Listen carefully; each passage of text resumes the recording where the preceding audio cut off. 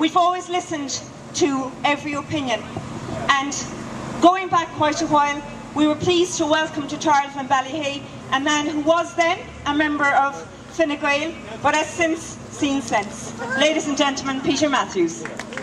Peter, you're a very sensible man. Thanks. I actually have never spoken before in a public, open situation like this. But I just want to welcome the people of Ballyhea who I met in January on the 100th, I think it was, Dermot, if that's right, anniversary of their justified protest, as justified as the Occupy Wall Street protest was in Wall Street in New York. You know, back in 2009, early 2009, after the financial markets had crashed and Lehman Brothers had gone broke, I decided to try and do homework and research on the balance sheets of the banks in the Western democracies, and particularly in Europe, and more particularly here at home. So I used a bit of shoe leather and went around to the headquarters of the 6 Irish-owned banks to get their most recent accounts and to do an analysis of them across the 6. And it became apparent, because when you do this type of homework, it becomes apparent what the problem is. And it was apparent that there was going to have to be recognition of not less than 100 billion of losses in those 6 banks. And I was laughed at, and so were another few, not that many economists and analysts at the time. But the passage of time over the next 2 years revealed that truth. The establishment, so-called, had denied that truth and didn't want to acknowledge it. If they'd acknowledged it, they would have been in a better position to deal with it and to set out on how to solve it, how to address it, and how to do so fairly. What's happened in the meantime is that a great unfairness has taken place. Yesterday, under the order of business, I asked the Taoiseach a question. And I said to him, I ask you solemnly and sincerely to please read a recently published book in paperback by Joseph Stiglitz, who is extremely authoritative in a broad sense, in a technical, scientific, economic sense, and in a philosophical and social sense. And it was dismissed out of hand. I'm glad to say that this morning I followed up and I gave him a copy. It's in his office. I've exhorted him on the inside page. I've encouraged him to say that I know his responsibilities are heavy. But I said, please read this book. I think you'll find it helpful in facing those responsibilities. I just hope that he does. Because it's not a question of having fights with people and trying to win those fights or argument. It's about actually agreeing to see things as they are. And what has happened is a conversion of a promissory note, which was a false construct. It was the creation of a false asset to give the appearance of solvency to a broken bank in order that loans could be made from the Euro system, from the ECB and the Central Bank of Ireland on behalf of the ECB to the bank to pay bond holders who held bonds, not bond investors from the initial issuance of the bonds. Because when banks or companies issue bonds, the original investors usually do their homework. And their accountants and their lawyers kick tire to see that the investment is what they think it's going to be.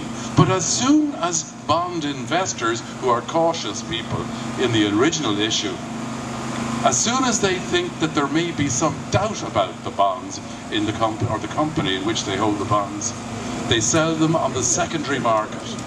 And that's where speculators come in, because they like to see, and they make prices go up and down in order to make profits on the trades.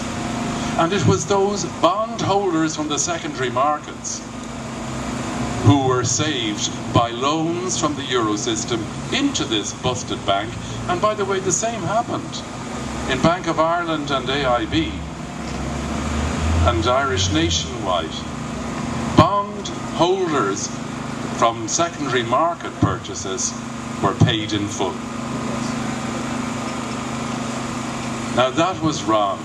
The promissory note, which was created with the joint agreement of our Governor of the Central Bank and the European authorities and the ECB, that promissory note had a shortish life relatively, 11 years, 12 years. And the creditors, that is the ECB, the Eurosystem, knew that if the term of that promissory note wasn't expanded and extended to a longer period, then Ireland would have fallen to its knees sooner rather than later. That's why what has happened, conversion and substitution of the promissory note by these long-dated bonds, doesn't do anything for the essence of that debt, which is the losses of the bank. All it does is spreads it longer, and in doing so serves the interests of the creditors, the Eurosystem, not the people of Ireland. That's what's wrong about it, and that's why I signed my name to the bill tonight, on which I've been given 3 minutes. Pathetic, but there you go, 3 minutes to speak. I commend you for your patience and your perseverance. What you say is correct. What is being said inside, to me, is a tragedy, and I am actually embarrassed by the lack of courage and by the cowardice of not presenting this case robustly, articulately and well to the European authorities. It's a total failure. A total failure, and that's the truth of it. So, well done, thank you.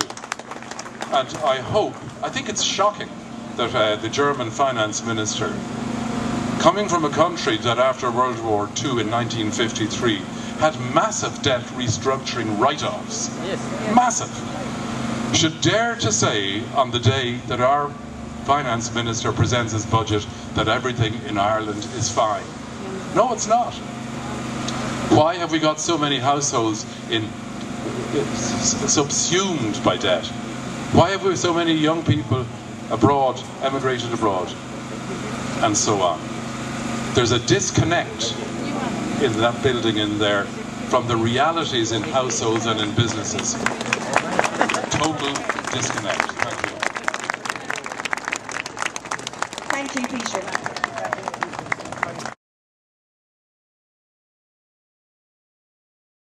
Marcus Howard, test 1, 2, 3.